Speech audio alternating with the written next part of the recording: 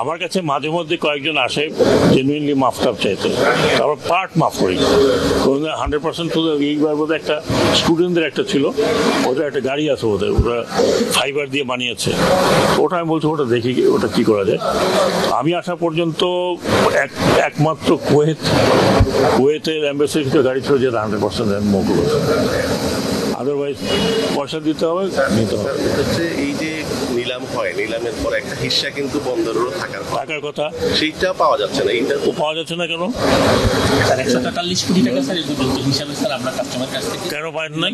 কেন পান নাই আমি জানতাম না, এটা খোঁজ নিয়ে দেখবো কেন পান নাই। স্যার এটা স্যার কাস্টমার স্যার ওদের বাজেট থাকে না, এই কারণে স্যার দিতে পারে না সেই বলে। স্যার লাস্ট 3-4টা অপশানে স্যার এখন একটা নিয়ম স্যার বের করে দিচ্ছে যে অ্যাকশন যখন হবে তখনই স্যার সাথে সাথে পোর্টের অপশনটা পোর্টের অংশ পোর্ট পেয়ে যাবে, কাস্টমার অংশ কাট। আগের পাওনা আছে, আগের 144 কোটি টাকা, কোনো টাকা হলো 143 কোটি সামথিং। আমাদের ফোকাসের জায়গা হচ্ছে আমাদের পোর্টের অ্যাক্টিভিটি অনেক বেড়েছে, গত কয়েক মাসে আরো বেড়েছে, আপনারা ভালো করে দেখেছেন।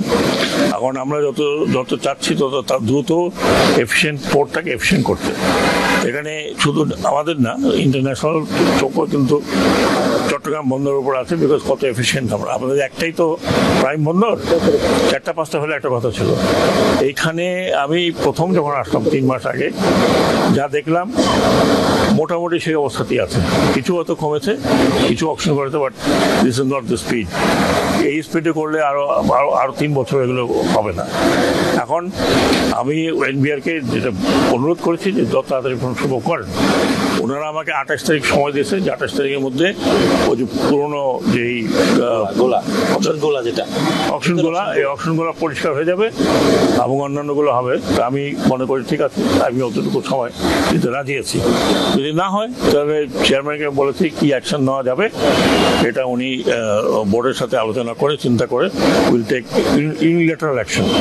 আর এইরকম যদি পোর্ট বছরের পর বছর এই অবস্থা থাকে, একটু আগে দেখে আসলাম ট্রাক দাঁড়ানো সেগুলো কত অনিয়মের কথা আমি শুনলাম, সেই অনিয়মগুলো বের করার জন্য বলেছি। পোর্টে একটা পোর্টকে একটা দেশের কি বলবো ড্রয়িং রুমের মতো বলা যায়। পোর্ট দেখে লোকে মনে করে যে দেশ কত এফিসিয়েন্টলি চলতেছে। আমাদের বলছি একটাই চিটাগাং পোর্টটার উপরে ফোকাস বেশি। বাংলা পোর্ট আছে অবশ্য, কিন্তু ওর অ্যাক্টিভিটি তখন চিটাগাং পোর্টের মতো নাই। এই জন্য আমি যেটা অন্তত আমাদের মন্ত্রণালয় এবং সরকার যেটা ইনসিস্ট করছে যে this port has to be smart port, না হলে আমাদের ওয়ার্ল্ড ওয়াইড যে ইকোনমিক অ্যাক্টিভিটি আছে এটা স্লো হয়ে যাবে। যদি ইম্পোর্ট এক্সপোর্ট যদি সময় মতো না করা যায় এবং এইসব কারণে যদি পোর্টে স্পেস না থাকে তাহলে তো it is very difficult. Sir এখানে সাবেক এমপি মহোদয়দের বেশ কিছু গাড়ি আছে, যারা এগুলোর ব্যাপারে কোনো এগুলো এনবিআর বলছে কিছু তারা অপশন করেছে, আমি তো দেখলাম না, এখনো শেড রয়ে গেছে। সব বলছে 28 ফেব্রুয়ারির মধ্যে, আপনি নোট করে রাখেন, 28 ফেব্রুয়ারির মধ্যে ওনারা এই সব অকশন দিয়ে নিলাম করে বিক্রি করে দেবে। একবার নাকি করেছে, পয়সা কম মানে ওঠে নাই, এইবার আরেকবার নাকি করবেন। কবে করবেন? কবে? 28 ফেব্রুয়ারির মধ্যে, আর 31 জানুয়ারির মধ্যে। আমরা 31 জানুয়ারির মধ্যে ডিউটি ট্যাক্স দিয়ে যদি কোনো মালামাল যাওয়া থাকে সেটা তো চলে যাবে। 31 জানুয়ারির মধ্যে আমাকে বলেছেন, আমি পোর্ট থেকে খবর নেব। 31 জানুয়ারির মধ্যে গতবার যে টাকাটা মানে বিডে যে টাকা উঠেছে তার থেকে উপরে উঠলে বেশি উঠলে ওনারা দিয়ে দেবেন। উঠে না স্যার, এটা ভাইবল হয় না। যাই হোক স্যার, এই যে XY শেডের আপনি যদি ভাইবল না হয় তাহলে আমি বলবো যা পান তাতে দিতে হবে আপনাকে।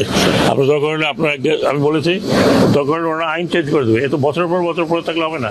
এখানে তো গ্যাং হয়ে আছে যে কত টাকায় তারা কিনবে, হতে পারে দেখা সেই সেম লোকে কিনতেছে আরো পয়সা কম দিয়ে।